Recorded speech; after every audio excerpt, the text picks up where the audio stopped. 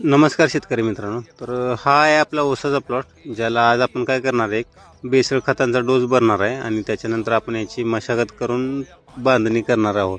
तर याच्यामध्ये आपण कुठली कुठली खतं घेतली ती आणि काय काय आहे ते तुम्हाला सांगतो. आता हा आपला ऊस जो आहे तर तो दोन्ही साईडला आहे आणि दोन्ही साईडला आज आपण एकत्ररित्याच खत टाकणार आहे आणि दोन्हीची सरसकट मेहनत करून परत पाणी देणार आहोत.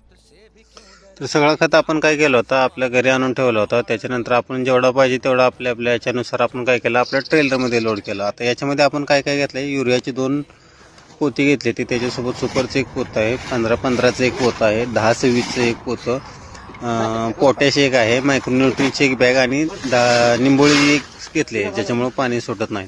तर हे सर्व कॉम्बिनेशन आपण परत काय केलं, आपल्या ट्रेलरमध्येच मिक्स केलं. त्याच्यानंतर व्यवस्थित 1 ते 2 वेळा पलटी मारली, जेणेकरून चांगलं मिक्स झालं म्हणजे आपल्या खत टाकायला सोपं जाते. तर 2 वेळा असं पलटी मारून घेतलं आपण.